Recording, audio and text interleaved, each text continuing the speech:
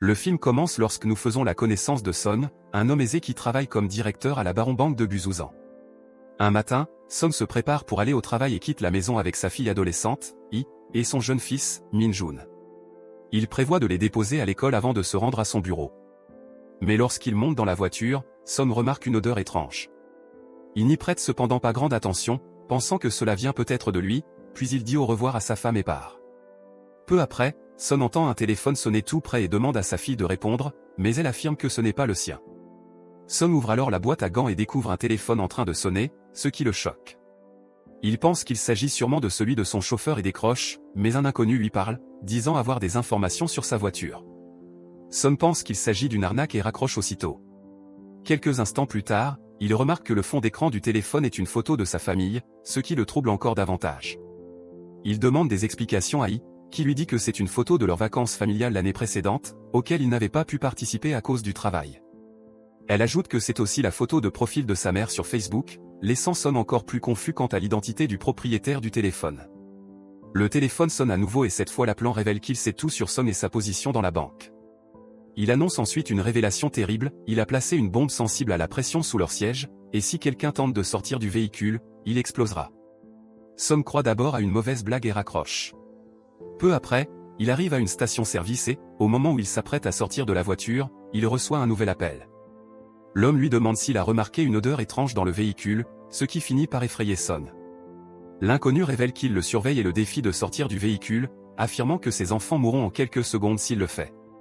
À ce moment-là, un employé de la station-service arrive et crie sur Son pour qu'il sorte et fasse le plein. Terrifié, Son lui tend de l'argent et lui demande de s'occuper de l'essence et de lui apporter des crevettes.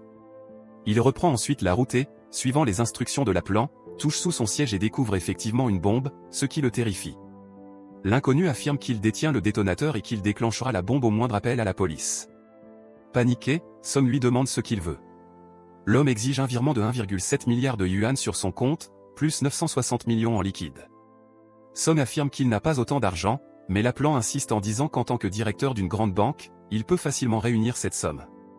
Peu après, ils arrivent devant l'école et les amis de Min-jun s'approchent pour le saluer, mais Son, paniqué, ordonne à son fils de ne pas sortir et chasse les enfants. Ses propres enfants ne comprennent pas ce qui se passe, alors l'appelant oblige Son à leur dire la vérité. Il leur révèle donc à contre-cœur que quelqu'un a placé une bombe sous leur siège, ce qui les plonge dans la panique. Peu après, Son reçoit un appel de son collègue, complètement affolé, lui aussi a reçu un appel du même inconnu et a une bombe sous sa voiture. Son demande où il se trouve et le rejoint rapidement. Il remarque que la femme de son collègue est également dans la voiture, mais elle veut sortir car c'est un jour très important pour elle. Elle ne croit pas à la menace, alors Son lui parle calmement et lui demande de rester immobile, ce qu'elle accepte à contre-cœur. Pendant ce temps, un homme approche et hurle sur Son parce qu'il bloque la route. Le banquier s'excuse et part chercher une place où se garer. Au même moment, la femme du collègue perd patience et sort de la voiture. Le véhicule explose alors soudainement, la tuant instantanément ainsi que son mari. Tout le monde est horrifié, y compris Son et sa famille, qui comprennent enfin que la menace est réelle. Ses enfants sont traumatisés et, pour aggraver les choses, un éclat métallique transperce la jambe de Min-jun, le faisant saigner abondamment. L'enfant hurle de douleur, plongeant Son dans une panique totale. L'appelant exige encore une fois l'argent et, voyant son fils dans un état critique, Son accepte à contre-cœur de payer et supplie qu'il doit d'abord emmener son fils à l'hôpital, mais l'appelant affirme qu'il se moque complètement de la vie du garçon. Pour aggraver les choses, l'homme augmente encore ses exigences et insiste pour que Son paie aussi la part de son collègue décédé. En entendant cela, le banquier proteste que retirer une somme aussi énorme éveillerait aussitôt les soupçons à la banque, mais l'appelant révèle qu'il connaît déjà le montant exact de l'argent que Son possède sur son compte offshore. Ensuite, Son appelle son subordonné et lui dit qu'il a découvert une nouvelle opportunité d'investissement. Il lui demande de convaincre immédiatement leurs clients VIP d'investir en leur offrant des taux d'intérêt compétitifs. Le subordonné obéit et contacte plusieurs clients, mais même ainsi, les fonds récoltés restent insuffisants pour répondre aux exigences de l'appelant. Désespéré, Son lui demande alors d'envoyer la liste des VIP afin qu'il puisse leur parler personnellement. Plus tard, Son contacte leur cliente la plus importante et tente de la persuader qu'il existe une occasion d'investissement unique dans une vie. La femme est intriguée et dit qu'ils viennent également de vendre un terrain. Mais avant de prendre une décision, elle doit consulter son mari. Son insiste pour que ce soit fait immédiatement, mais la femme se sent mal à l'aise et refuse de décider sur le champ. Ensuite, l'appelant exige qu'il commence par de l'argent liquide et ordonne à Son d'appeler sa femme pour qu'elle apporte l'argent. Sans autre choix, Son appelle aussitôt sa femme et lui demande de retirer tout l'argent de la banque et de le déposer à un endroit précis. Elle est choquée, et en plus elle entend son fils pleurer en arrière-plan, ce qui la bouleverse. Mais Son insiste pour dire que tout va bien, et même y assure à leur mère qu'ils vont bien. Soupçonneuse, la femme dit qu'elle va appeler la police, mais Son lui déconseille fermement de le faire. Il la supplie ensuite de suivre ses instructions, et elle finit par accepter. Pendant ce temps, au commissariat, des agents enquêtent sur l'explosion qui a eu lieu plus tôt. Ils visionnent des images de vidéosurveillance et reconnaissent Son en train de parler à son collègue avant l'incident, ce qui ressemblait à une dispute. Ils remarquent aussi que Son s'est éloigné du véhicule juste avant l'explosion, ce qui suggère qu'il savait ce qui allait arriver. Ils en déduisent donc qu'il est le coupable, pensant qu'il a tué son collègue à cause d'un conflit professionnel même si, pour être honnête, ils ne l'ont pas exactement vu lancer une grenade sur les images. Peu après, Son arrive devant la banque et remarque que sa femme est également là, mais accompagnée d'une amie, ce qui l'inquiète. Sa femme entre à l'intérieur pour retirer l'argent, tandis que l'ami tente de parler à Son et frappe à sa vitre. Mais Son, anxieux, lui fait signe de rester à distance puis s'éloigne. Après avoir retiré l'argent, Son demande à sa femme de déposer le sac devant une boîte aux lettres, conformément aux instructions de l'appelant. Elle s'exécute, mais dit rapidement qu'un homme grand s'approche d'elle et la fixe de manière inquiétante. Son conduit aussitôt jusqu'à cet endroit et lui dit de partir immédiatement. Toutefois, lorsqu'il arrive, la police a déjà arrêté l'homme grâce à l'aide de sa femme. Voyant cela, Son pousse un soupir de soulagement, croyant que lui et sa famille sont enfin en sécurité. Mais à son horreur, l'appelant est toujours en ligne et lui dit qu'ils ont commis une énorme erreur en contactant la police. Il commence alors un compte à rebours avant une explosion, et Son comme ses enfants se prépare au pire. Cependant, au lieu de la voiture, c'est la boîte aux lettres qui explose au milieu d'une rue bondée. La rue est envahie par la fumée, mais heureusement, la femme de Son survit à l'explosion et peut encore lui parler. À la suite de cela, un Son paniqué s'enfuit en voiture, tandis que l'appelant exige qu'il lui remette l'argent à n'importe quel prix. Au même moment, la police visionne une autre vidéo de surveillance et remarque que Son se trouvait encore une fois sur les lieux de l'explosion. Il conclut qu'il doit être lié aux incidents en cours et envoie une unité pour le retrouver. Pendant ce temps, Son appelle son subordonné, mais celui-ci n'a pas réussi à réunir assez d'argent. Son lui crie dessus, puis informe l'appelant qu'il transférera tout ce qu'il possède et le supplie de laisser partir les enfants. Cependant, l'homme refuse toute coopération tant qu'il n'aura pas reçu chaque centime demandé. Pour empirer les choses, Mingin a déjà perdu beaucoup de sang et est sur le point de s'évanouir. Son supplie l'appelant de permettre à son fils d'aller à l'hôpital en premier, mais l'homme ne montre toujours aucune pitié. Peu après, un policier s'approche de Son et lui demande de sortir de la voiture pour discuter, mais le banquier refuse et s'enfuit à toute vitesse en cherchant un hôpital. La police est alors forcée d'agir de manière radicale, plusieurs voitures de patrouille ainsi que des hélicoptères sont envoyés pour l'intercepter. Une poursuite intense s'ensuit entre la police et Son, mais les agents finissent par le coincer sans issue possible. Un officier arrive et lui demande de sortir du véhicule, mais Son, poussé par l'appelant, leur dit qu'une bombe se trouve sous les sièges. Il ajoute que s'il ne le laisse pas partir, il fera exploser la voiture avec ses enfants, ce qui choque les policiers. Peu après, une équipe de démineurs arrive et le chef ordonne au sniper de tirer sur Son dès que les enfants sortiront. Une policière s'approche et supplie Son de libérer ses enfants, mais l'homme, désespéré, refuse et montre l'écran du téléphone encore connecté à l'appel. L'agente comprend alors la gravité de la situation et leur remet des bouteilles d'eau ainsi qu'un talkie-walkie pour qu'ils puissent tout entendre. Une fois les agents éloignés, Son place le talkie-walkie près du téléphone et tente de parler à l'appelant, mais personne ne répond. Il reçoit ensuite un message lui ordonnant de jeter le talkie-walkie dehors.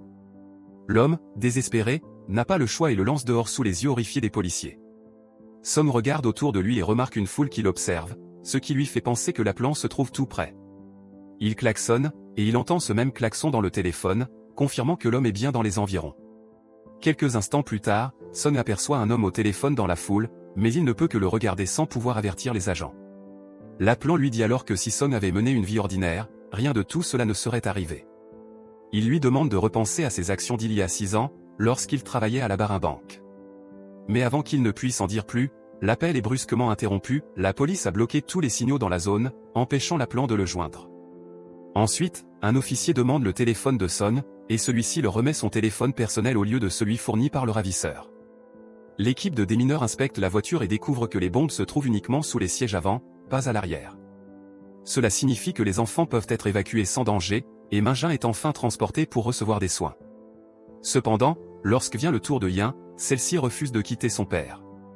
Les agents tentent de la sortir, mais Yin remarque un sniper au loin, prêt à tirer sur son père. Elle prend alors une décision audacieuse, elle se précipite sur le siège avant, ce qui l'empêche elle aussi de sortir. En voyant cela, son père est bouleversé et lui demande pourquoi elle a fait ça et comment elle sait ce qu'est un fusil de sniper. Ian répond qu'elle ne pouvait pas le laisser mourir. Pendant ce temps, l'agente accuse le chef de la police d'avoir placé des snipers et d'avoir effrayé la jeune fille. Cependant, le chef affirme que Son est le véritable coupable, car il n'y a aucun historique d'appel avec l'inconnu sur son téléphone, contrairement à ce qu'il prétend. Peu après, un jeune homme nommé Jin-woo arrive, se présentant comme le frère de Son et demandant à lui parler. La police accepte, pensant qu'il pourrait convaincre Son de libérer sa fille. Bientôt, Jin-woo approche Son et révèle, à la stupéfaction générale, qu'il est en réalité l'appelant.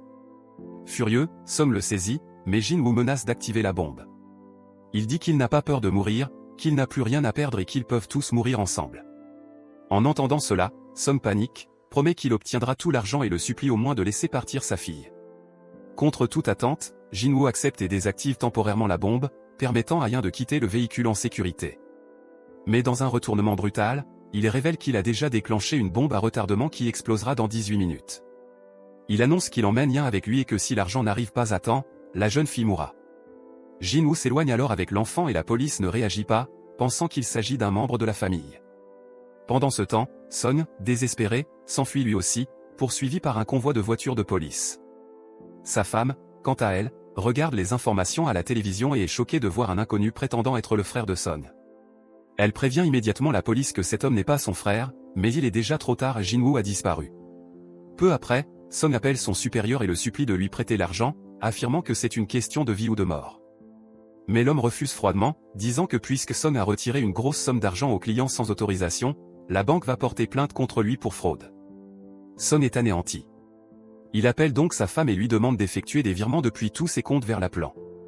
Jin-woo rappelle ensuite Son et lui ordonne de se rendre à un quai précis, ce qui rappelle à Son ce qu'il a fait 6 ans plus tôt. Un flashback révèle que, 6 ans auparavant, Son travaillait comme simple employé à la Baron Bank. La banque avait utilisé des tactiques de marketing trompeuses pour pousser des ouvriers d'une usine chimique à investir. Lorsque le marché s'est effondré, beaucoup ont perdu toutes leurs économies, dont une femme enceinte et démunie qui avait misé tout ce qu'elle possédait. Au lieu d'aider, Son a détruit des preuves et a couvert les fautes de la banque. Pour sa participation dans la dissimulation, ses supérieurs l'ont récompensé en le promouvant directeur d'agence. La femme enceinte, désespérée, avait supplié Son de l'aider à récupérer au moins sa mise initiale, mais l'homme, avide, l'avait ignoré. Il s'avère que cette femme n'était autre que l'épouse de Jin-woo et il est maintenant venu venger sa famille. Dans le présent, Jin-woo conduit avec Ian lorsqu'il reçoit un appel indiquant que des milliards de wons ont été déposés sur leur compte. Il affirme que c'est grâce au procès qu'il a gagné contre la banque frauduleuse, et que les victimes peuvent enfin recommencer leur vie. Peu après, Son arrive au quai près de la même usine chimique, là où de nombreuses affiches accusent la banque. Il y trouve sa fille attachée et terrifiée dans un autre véhicule. Son s'excuse auprès d'elle, lui avouant qu'il a commis d'horribles choses dans sa vie, aveuglé par la cupidité, et qu'il en paie maintenant le prix. Jin-woo arrive ensuite et s'installe à l'avant avec Son. Le banquier s'excuse pour tout et promet de se battre pour les victimes. Mais Jin-woo refuse et révèle comment lui et sa femme avaient intenté un procès contre la Baron Bank. Ils avaient dû contracter un prêt dans une autre banque, ce qui les avait piégés dans une spirale de dette. Sa femme avait fini par mettre fin à ses jours, emportant leur enfant à naître avec elle. C'est à ce moment-là que Jin-woo avait tout perdu. Jin-woo demande ensuite à Son de conduire la voiture dans l'eau pour éviter que la bombe n'explose près de sa fille. Son accepte à contre-cœur et avance vers la mer, mais la voiture est submergée avant que la bombe n'explose. Jin-woo perd connaissance, et Son tente de le sortir du véhicule, sans succès. La bombe finit par exploser, mais Son parvient à s'échapper et est secouru par la police. Il demande ensuite des nouvelles de Jin-woo, mais on lui annonce que l'homme est décédé. Après cet événement, Son décide de changer de vie et de se battre pour les victimes innocentes. Il rend public toutes les fraudes auxquelles lui et la banque ont participé. Il admet avoir détruit les preuves originales, mais son témoignage suffit pour que les coupables soient traduits en justice. Dans la scène finale, Son conduit lorsqu'il reçoit un appel de son supérieur, qui le supplie de renoncer et lui propose même de retrouver son poste. Mais Son raccroche, bien décidé à aller jusqu'au bout pour que justice soit faite.